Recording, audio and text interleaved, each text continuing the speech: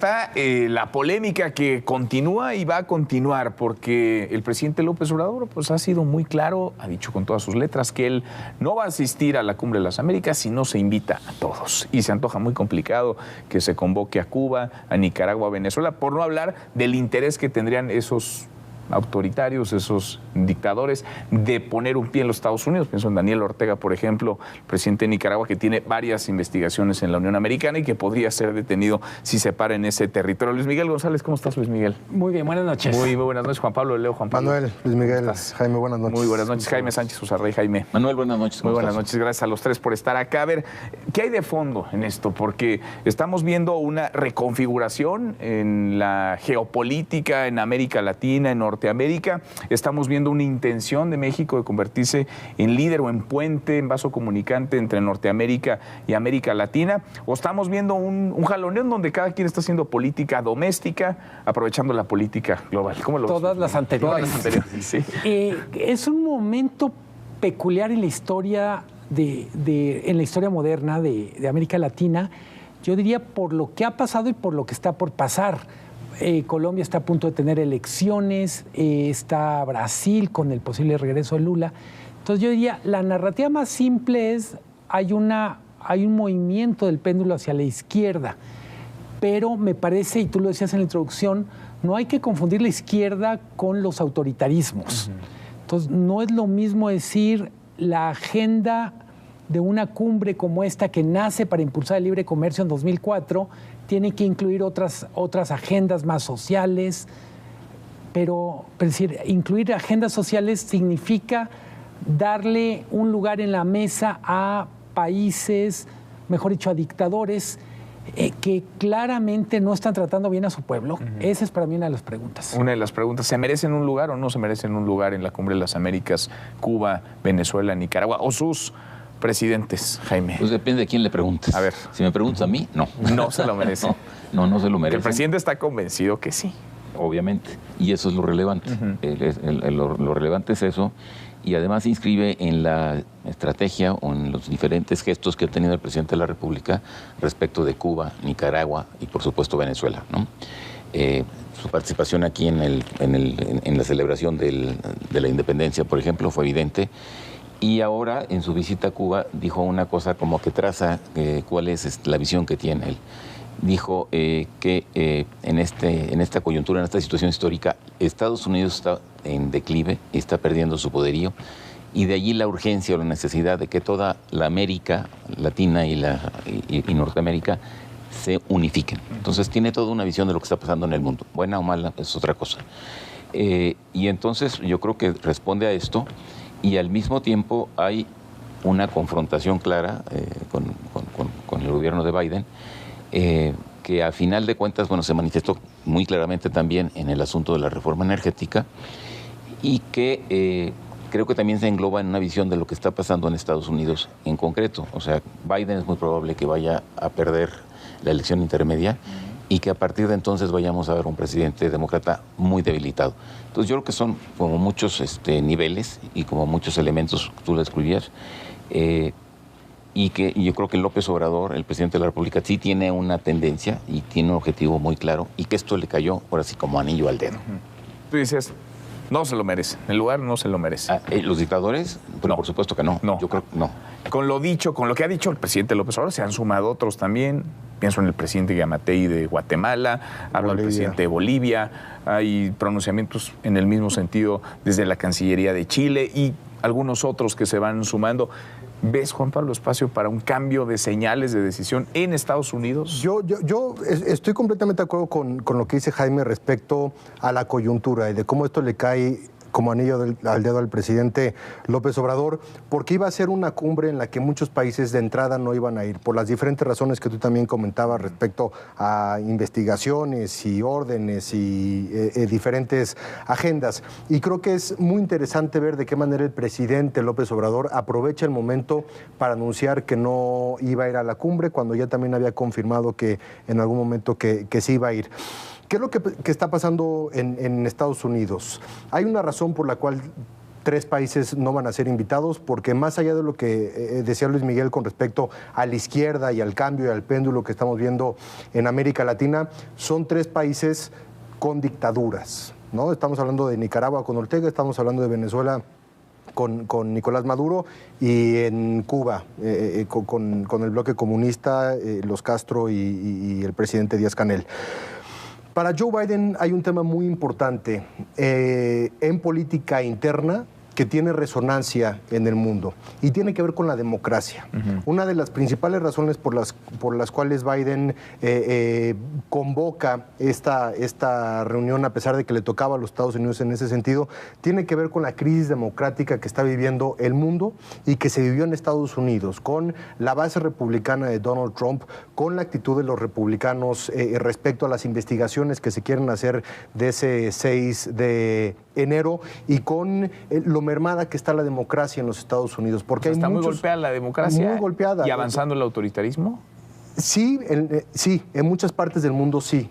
Las personas lo están viendo como una opción ante la decepción que hay de los gobiernos y de tantos años que han pasado con el capitalismo y con el ataque que hay al neoliberalismo. Entonces, para el presidente Joe Biden, internamente es muy importante confrontar esta crisis democrática que están viviendo los países en América Latina, pero también en Estados Unidos. Y se vuelve muy complicado para él en estos momentos de coyuntura política, no necesariamente electoral, pero sí de coyuntura política y social para los Estados Unidos, el no invitar a dictadores a una mesa en la cual se va a hablar o se pretende hablar tanto de democracia como el gran valor que Estados Unidos le ha heredado a Occidente, y el gran valor que está bajo ataque en su misma casa. Entonces me parece que para él esta invitación de estos 3 países específicamente es inaceptable, porque políticamente sería muy dañino con los republicanos, que de por sí se lo traen de bajada. No hay manera de que yo la vez que no veo inviten a Cuba, Venezuela y a Nicaragua. Ya una película, pero no por eso me parece si ellos irían, ¿no? Si los presidentes de esos 3 países irían. Luis Miguel. Sí, la lista está por darse a conocer, no se sabe si es hoy mismo en la noche o mañana. Yo creo que no va a haber sorpresas, en el sentido no serán invitados. Pero del otro lado, me parece que es importante no solo hablar de los países que van, de los presidentes que van, sino de cuáles son los temas. Se habla de una cumbre, o se va a discutir movilidad laboral, migración, una agenda de comercio, una agenda económica. En ese sentido, volvemos a ¿para qué sirve una cumbre? Y si me apuran, ¿para qué sirve que México esté ahí? O, en dado caso, ¿qué cambia para México si en vez de ir? Yo tengo la impresión que es exactamente igual que otras cumbres, G7, G20, es exactamente igual que las corridas de toros. Hay que ir a todas para cuando nos toque la buena. ¿Y para qué sirven? ¿Para la foto? A ver, para construir relaciones. Hay que recordar, esta es la primera después del COVID. Sí. Me parece que si México quiere jugar un papel de puente, no puede jugar un puente tomando partido. Decían... ¿Y ves a México tomando partido? Yo creo que sí. A mí me parece, decía Jaime y Juan Pablo, hasta ahorita México le ha salido bien al presidente, pero si literalmente, si no retira sus fichas a tiempo, el que no vaya le puede significar rendimientos negativos. Hasta ahora, mientras se trata de discutir la confección de la lista, trae puntos positivos. ¿Y si México arrastra a otros? ¿Qué va a pasar si no va el presidente argentino Alberto Fernández? Sí necesitamos, ¿qué va a pasar si no va Pedro Castillo sí de necesitamos Perú? Una agenda de trabajo para América Latina que no va a venir a darnos Rusia, que no va a venir a darnos China, ni la Unión Europea.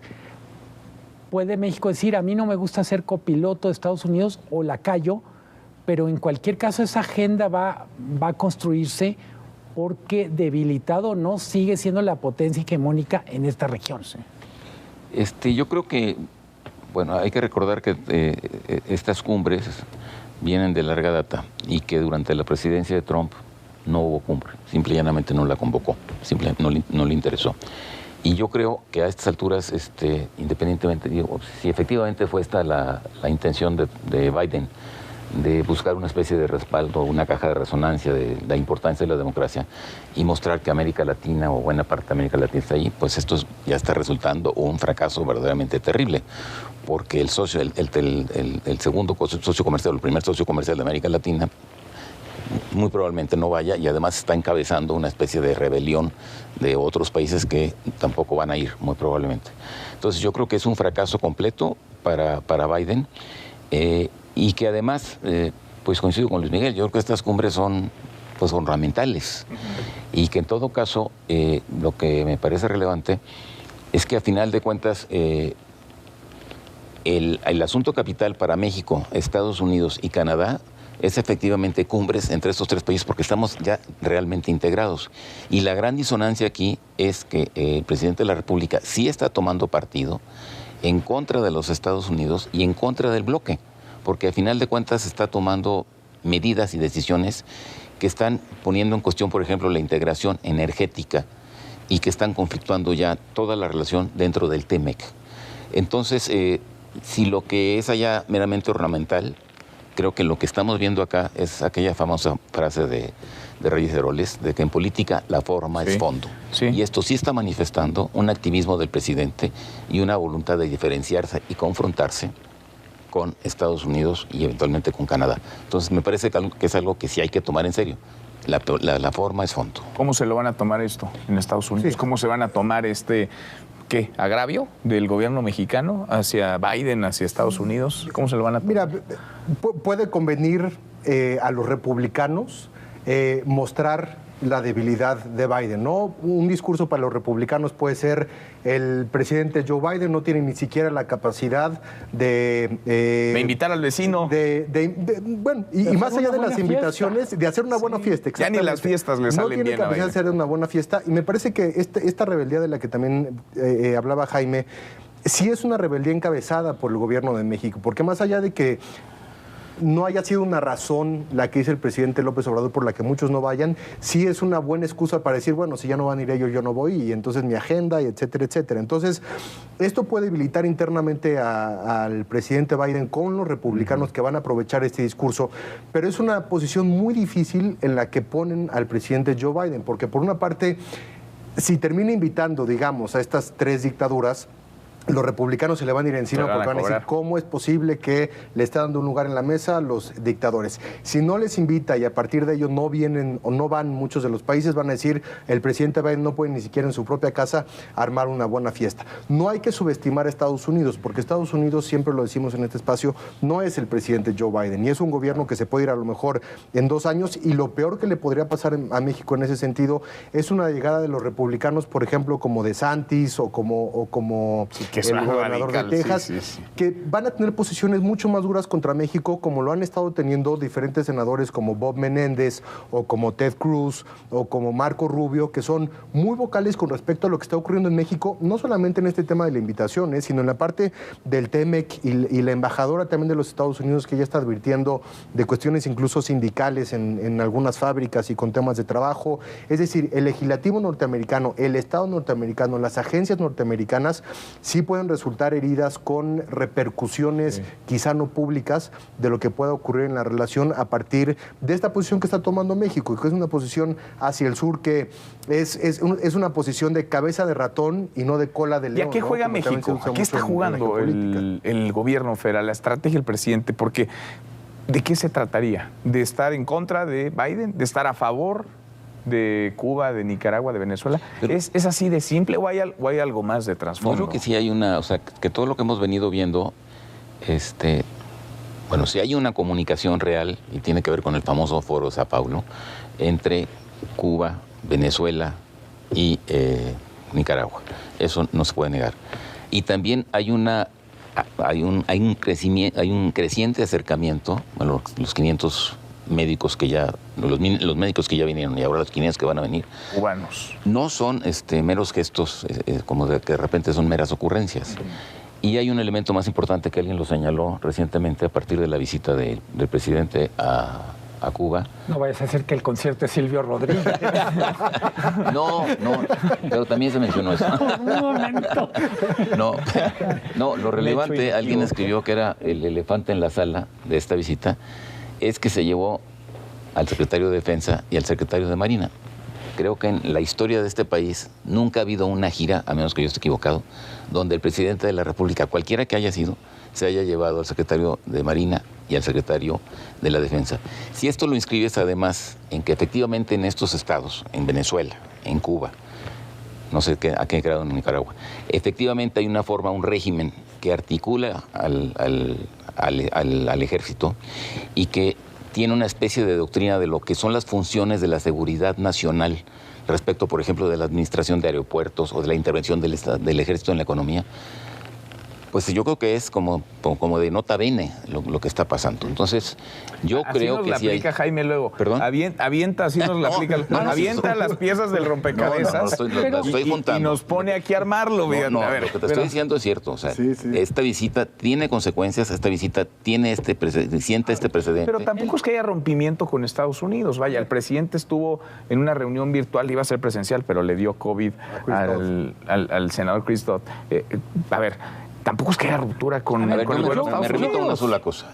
La visita yo veo también buena de los relación. secretarios de Defensa Nacional y de la Marina en Cuba, en este contexto, sí tiene implicaciones si tomamos en cuenta lo que ha venido sucediendo con el ejército a partir de la llegada del presidente a la presidenta de la República. Eso no se puede subestimar. Me parece muy importante lo que dice Jaime, pero me gustaría volver a la Cumbre de las Américas en este sentido. Yo creo que la apuesta mexicana hay que valorarla en 3 tiempos. Uno es en este momento que es previo a la cumbre, donde parece que para México, para el gobierno mexicano, para López Obrador, es una manera de ganar influencia tanto en Estados Unidos como hacia afuera. Están preocupados por lo que está haciendo México y es una manera de tener influencia. Vendrá el momento de la cumbre, claramente no es lo mismo que vaya el presidente a que vaya un representante del presidente. Ahí ya no es tan favorable el saldo. Y luego viene después de la fiesta, donde seguramente Biden y los propios republicanos van a decir, esto no salió bien y uno de los responsables es nuestro vecino del sur. En ese sentido, vamos tratando de decir, son 3 tiempos y no los 3 tiempos van a contar lo mismo. Y no... A ver, pero déjenme aclarar. ¿Hay ruptura o no hay ruptura con el gobierno de Estados Unidos? No puede haber ruptura con el gobierno de Estados Unidos, no la va a haber públicamente, sin embargo, de estas acciones de las que habla Luis Miguel posteriores, a posteriori de lo que pueda ocurrir, sí se pueden tomar medidas. Otra vez, medidas legislativas, medidas de las agencias de seguridad, medidas del aparato norteamericano. La relación con Estados Unidos no se va a romper. El presidente Biden no se va a pelear públicamente con el presidente López Obrador, ni viceversa. Ni aunque no vaya. Pero una cosa es que exista rompimiento, que no lo va a haber, y otra cosa es que haya consecuencias. Y las consecuencias sí las pueden haber, porque Estados Unidos finalmente toda la vida, y siempre lo va a hacer, va a proteger esta ideología norteamericana del estilo de vida norteamericano. ¿Qué consecuencias? ¿Qué consecuencias? Ya nos quiso poner aranceles Donald Trump, por ejemplo. Bueno, te quería bombardear el país para los lugares discurso, de... ¿no? No es lo mismo. ¿No? ¿Qué consecuencias podría haber? Lo preguntó, Pero me parece que las consecuencias las podemos ver en las elecciones del 24 aquí en México, con la injerencia o no que pudiera tener, por ejemplo, el financiamiento o la influencia o el poder suave de Estados Unidos. Está, por ejemplo, DeSantis, que se mencionó, es el gobernador de Florida, ¿no? Radical, sí. Radical. Hoy un congresista, Jiménez, dice literalmente en un artículo que publica en Fox News, no sé en dónde, que México no es ya el aliado, que México ha venido jugando durante estos 3 años como el enemigo de Estados Unidos. Y, bueno, está Trump, que finalmente tuvo una actitud bastante beligerante. Entonces, pues yo creo que sí, o sea, llega un momento que no se puede mamar y dar de topes. Y entonces sí va a haber consecuencias. A ver, las consecuencias son proporcionales a la complejidad de la relación. Tenemos una relación que es económica, que es de migración. 20 millones de mexicanos o descendientes de mexicanos viven en Estados Unidos. Yo diría, creo que literalmente le estamos jugando al aprendiz de brujo y en algún momento nos vamos a encontrar con que por más que esté disminuido, el tío Sam es un peso completo. Es el tío y nosotros Sam. somos peso mediano. Bueno. Y ya ves cómo le fue al Canelo cuando subió de peso, ¿no? Ya ves cómo le fue. Gracias a los tres, Luis Miguel. Gracias, Juan Pablo. Gracias, Luis Jaime, Miguel. muchas gracias. Pásala muy bien. Hasta mañana. Muy buenas noches.